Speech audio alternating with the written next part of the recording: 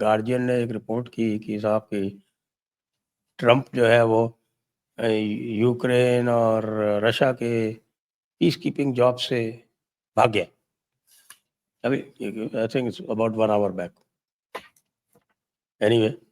And हाँ Russia is mounting some very strong attacks on Ukraine. At the same time, the man is saying कि भाई मैं कुछ नहीं करूँगा और यूरोप वाले जो पैसे लगाएं और पुतिन मेरा दोस्त है। आखिरकार हो क्या रहा है यार? कुछ let's try and make sense of it. यार देखो, हम लोग ट्रम्प से काफी खार खाए हुए हैं, वो अपनी जगह बात ठीक है। लेकिन अगर यूक्रेन का जो युद्ध है, अगर उसके कॉन्टेक्स्ट में देखा जाए तो वो जो बात बोल रहा है वो समझ में आती है। अब वो क्या बोल रहा है? बेसिकली वो ये कह रहा है कि यार देखो, इस युद्ध को, मतलब कि वो जैसे वो होता है ना कि लड़ाई को और लस्सी को तो जितना मर्जी बढ़ा लो, लस्सी में पानी डालते रहो और लड़ाई को चढ़ाते रहो जितनी मर्जी। लेकिन अगर लड़ाई रोकनी है, युद्ध रोकना है वहां पर, तो आपको थोड़ा रियलिस्टिक होना पड़ेगा। रियलिज्म का क्या मतलब है कि एक तरीके का स्टेलमेट अभी आया हुआ है जिसको शायद रशिया भी तोड़ ले। अब अगर उस स्टेलमेट को अगर आपने वहीं पे आप समझौता कर लें, स्टेलमेट का मतलब यह है कि यूक्रेन की औकात नहीं है वो सारे एरियाज वापस लेने के जो रशिया ने कब्जा कर लिया। रशिया की औकात नहीं है जो कब्जा कर लिया है उससे बहुत ज्यादा और कब्जा करने की। तो जो फ्रंट लाइंस हैं वो तो एक लिहाज से अभी निर्धारित हो गई हैं।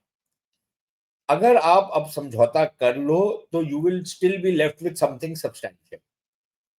लेकिन एक अमेरिकी प्रोफेसर हैं जॉन मेयर, मीरशाइमर। राइट?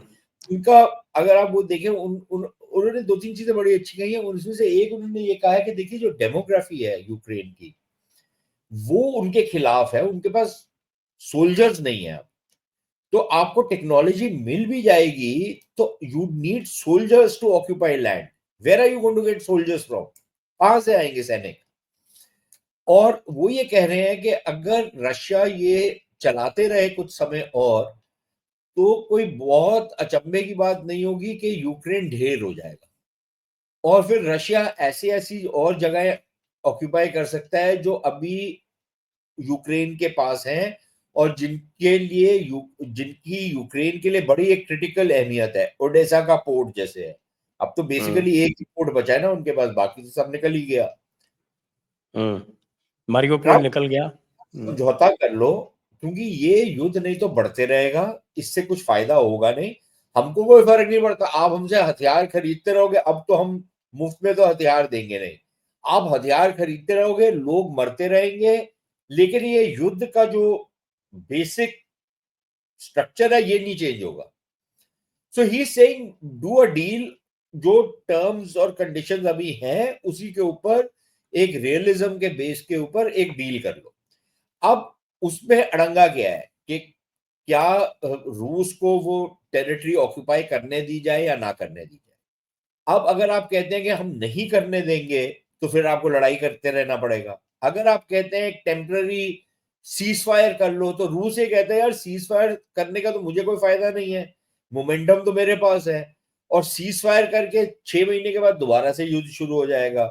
तो प्रॉपर आप डील करिए, इससे आगे मत कुछ करिए। तीसरी चीज वो ये कहते हैं कि भाई हम वो वाला सारा जो जिसके ऊपर काबिज है वो तो लेंगे, थोड़ा सा और भी हिस्सा ले लेंगे आपसे, कुछ हिस्सा छोड़ भी देंगे लेकिन कुछ और हिस्सा भी लेंगे। अब किसी यूक्रेन के लिए प्रॉब्लम यह है कि किसी भी देश के लिए अपनी टेरिटरी को दूसरे देश को कब्जा देना स्वीकार्य नहीं होता। मतलब ये तो, इसमें कोई बहुत अचंभे की बात तो नहीं है ना। ये हम लोग एक एक इंच के लिए लड़ते हैं, तो यूक्रेन के तो वो एक 20% टुकड़ा ले गया वो। तो आप कैसे वो एक्सेप्ट करें? किस बेसिस के ऊपर एक्सेप्ट करें? कैसे अपने लोगों को बेचेंगे वो कि इतने लोग मरवा लिए और उसके बावजूद ये हालत है? तो उनके लिए ये प्रॉब्लम है। और फिर सिक्योरिटी गारंटीज का इशू है, जिसमें ट्रंप ने कह दिया मैं अपने सैनिक वैनिक नहीं भेजूंगा। लेकिन मेरी कंपनियां जाके वहां पर काम करेंगी तो रूस की हिम्मत नहीं होगी मेरे बंदों को मारने की, नहीं तो फिर मैं आ जाऊंगा सर। बाकी मैं कोई फौज वौज नहीं भेज रहा, सिक्योरिटी गारंटीज वगैरह मैं आपको दे दूंगा। यूरोपियंस कह रहे हैं कि हम अपनी फौजें वहां पर तैनात करेंगे, तो वो तो वही हो गया कि नेटो, आपने नेटो की नाक ऐसे नहीं पकड़ी तो ऐसे पकड़ ली सर के पीछे से, तो वो इनके लिए स्वीकार्य नहीं होगा रूस के लिए। तो बात वहां पर अटकी हुई है। और अमेरिका के लिए प्रॉब्लम ये है कि अल्टीमेटली अगर वो अपने जो यूरोपियन अलाइज हैं उनको बिल्कुल एक तरीके से नकार देते हैं इस सारे मामले में, तो फिर वो जो ट्रांस अटलांटिक अलायंस है अ, उसमें कितनी सेंध लगेगी। वो जो स्कूल के बच्चों की तरह हेडमास्टर के कमरे में बैठे हुए थे सारे के सारे, वो कब तक चलेगा? You know, that was funny. पेचीदगियां बहुत हैं इसमें। It's not a very simple easy solution which is available. तो वहां पर प्रॉब्लम आ रही है मेरे ख्याल। लेकिन जो एक रियलिज्म ट्रम्प दिखा रहा है वो बात समझ में आती है।